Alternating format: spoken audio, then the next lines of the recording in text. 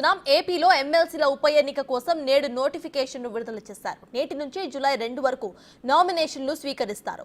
July 3వ తేదీన నామినేషన్ల పరిశీలన చేస్తారు. నామినేషన్ల ఉపసంహరణకు జూలై 5వ తారీఖు వరకు సమయం ఉంటుంది.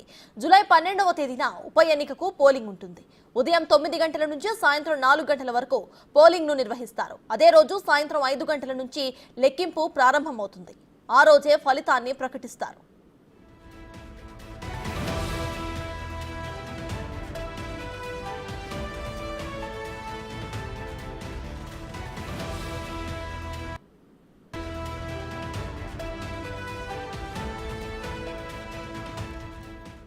శాసన మండలిలో ఇప్పటికే 2 ఎమ్మెల్సీ సీట్లు ఖాళీగా ఉన్న నేపథ్యంలో వాటి భర్తీకి ఉప ఎన్నికలు జరగబోతున్నాయి. రామచంద్రయ్య, షేక్ మహమ్మద్ ఇక్బాల్ స్థానాలకు ఎన్నికలు నిర్వహిస్తారు. వైసీపీ నుంచి టీడీపీలోకి మారడంతో రామచంద్రయ్యపై ఇటీవల అనర్హత వేటు పడింది. వైసీపీతో పాటు ఎమ్మెల్సీ పదవికి రాజీనామా చేసిన ఇక్బాల్ స్థానంలో కూడా ఉప ఎన్నిక జరగబోతుంది. తిరిగి వారిద్దరినే ఎంపిక చేస్తారనే సమాచారం ఉంది.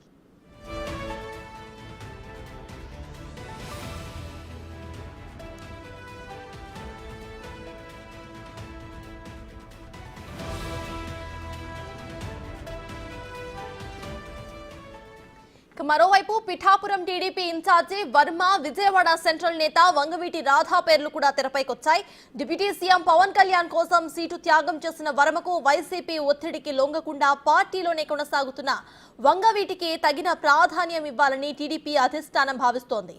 మొదటి ఎమ్మెల్సీగా వీరిద్దరిని కూడా నియమిస్తారని చంద్రబాబు ఇప్పటికే ప్రకటించారు.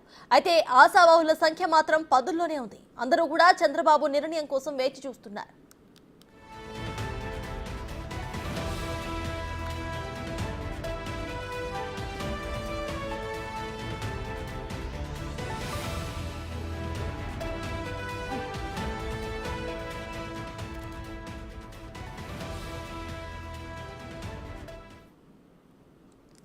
ఏపీలో జరగబోయే ఎమ్మెల్సీల ఉప ఎన్నికకు సంబంధించిన అప్డేట్స్ ను మా ప్రతినిధి శివ లైవ్ లో అందించడానికి సిద్ధంగా ఉన్నారు. శివ, చెప్పండి, ఇటు ఎమ్మెల్సీల ఉప ఎన్నికకు సంబంధించి నోటిఫికేషన్ నేడు విడుదల చేసినట్టు తెలుస్తోంది. సో ప్రెసెంట్ అప్డేట్స్ ఏంటి? ఇక ఇందులో 10ల సంఖ్యలో ఆశావాహులు కూడా ఉన్నట్టు తెలుస్తోంది.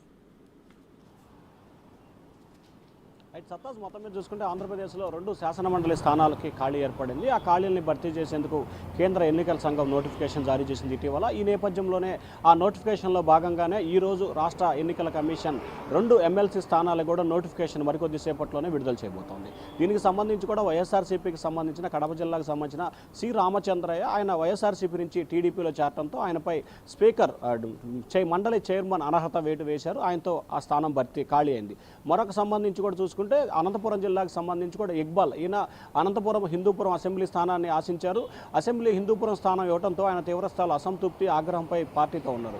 సో ఈ నేపథ్యంలో ఆయన పార్టీకి ఎమ్మెల్సీ పదవికి రాజీనామా చేయడంతో ప్రస్తుతం ఆంధ్రప్రదేశ్ శాసన మండలిలో 2 స్థానాలకి ఖాళీలు ఏర్పడ్డాయి. ఈ 2 స్థానాల పార్టీకి సంబంధించి కూడా ఇప్పటికే తెలుగుదేశం పార్టీ అధినేత వద్ద కూడా 10ల సంఖ్యలో క్యూ కడుతున్న పరిస్థితి కనిపిస్తోంది. తమకే ఇవ్వాలని చెప్పి కూడా ప్రధానంగా అయితే కోరుతా ఉన్న పరిస్థితి కనిపిస్తోంది.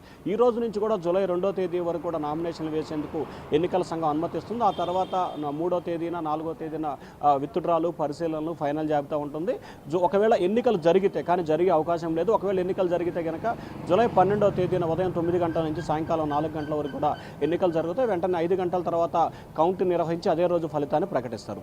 అయితే ప్రస్తుతం ఆంధ్రప్రదేశ్లో శాసనసభ బలాన్ని కనుక మనం పరిశీలిస్తే తెలుగుదేశం పార్టీకి 135, భారతీయ జనతా పార్టీకి 8, జనసేనకి 21, మొత్తం 164 స్థానాలతో అతిపెద్ద కూటమిగా కూడా దాదాపు కంటే 99% స్థానాలకి అవసరం చేసుకున్న పరిస్థితి ప్రస్తుతం కనిపిస్తోంది. సో ఈ నేపథ్యంలోనే ఎమ్మెల్సీల ఆశావాహుల సంఖ్య కూడా చాలా ఎక్కువగా ఉన్న పరిస్థితి కనిపిస్తోంది. ఎవరికి టికెట్ కేటాయించాలనే దానికి సంబంధించి ఒక తర్జన భర్జన అయితే పడుతున్నారు. వాస్తవానికి సి రామచంద్రయ్య, మహమ్మద్ ఇక్బాల్కే తిరిగి ఇవ్వాలని చెప్పి కూడా మొదట్లో ఒక రకమైన ప్రచారం అయితే కొనసాగింది. ఇప్పుడు తాజాగా చూసుకుంటే మొదటి ఎమ్మెల్సీలు మీకే ఇస్తానని చెప్పి కూడా పిఠాపురం పవన్ కళ్యాణ్ కోసం త్యాగం చేసిన వర్మకి, అలాగే వైఎస్ఆర్సీపీ నుంచి అనేక ఒత్తిడులు జరిగిన గత 5 సంవత్సరాల కాలంగా ఎంతో ఇబ్బందులు పడ్డ విజయవాడ సెంట్రల్ నేత వంగవీటి రాధా వీరిద్దరికి కూడా మొదటిసారి అవకాశం ఇస్తా అంటే మొదటగా పడే నోటిఫికేషన్ అవకాశం ఇస్తానని చెప్పి చంద్రబాబు హామీ ఇచ్చారు. వీరిద్దరి భవిష్యత్తు నాకు వదిలిపెట్టండి అని చెప్పి అనేక సందర్భాల్లో చెప్పారు. సో వీరిద్దరితో పాటు ఎవరైతే రాజీనామా ఇద్దరిలో నలుగురిలో మాత్రం ప్రధానమైన పోటీ అయితే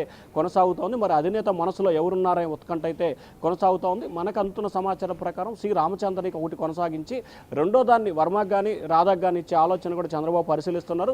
ఇక్బాల్కి సంబంధించి కూడా మరొక మంచి పదవి అంటే క్యాబినెట్ హోదా కలిగిన పదవి అంటే మైనార్టీకి సంబంధించిన నేత, అలాగే అనంతపురం జిల్లాకు సంబంధించి రాయలసీమలో కొంత మైనార్టీ నేతలు ఎక్కువ ఉన్న నేపథ్యంలో ఇక్బాల్కి మైనార్టీకి సంబంధించిన ఒక ఏదైతే నామినేటెడ్ పోస్ట్ ఇవ్వాలనేది కూడా చంద్రబాబు ఒక ఆలోచనగా చేస్తున్నారు. ఒకవేళ ఆ ఆలోచన కనుక చేసినట్లయితే ఖచ్చితంగా రెండో ఎమ్మెల్సీ స్థానాన్ని రాధాకు కానీ లేకపోతే వర్మకు కానీ వీరిద్దరిలో వరకు వచ్చే అవకాశం కనిపిస్తూ ఉంది. అయితే మొదటి ప్రయారిటీ అయితే మాత్రం ఖచ్చితంగా వర్మకే దక్కే అవకాశం కనిపిస్తుంది. ఎందుకంటే వర్మకి ఇవ్వాలని చెప్పి ఇటు పవన్ కళ్యాణ్ ఇటు చంద్రబాబు ఇద్దరు కూడా నిర్ణయం తీసుకుంటున్న నేపథ్యంలో వీరిరువురిలో ఒకరికైతే మాత్రం ఖచ్చితంగా అవకాశం వచ్చే అవకాశాలు అయితే ఉన్నాయి. సత్తాజ్. Right, thank you Shiva.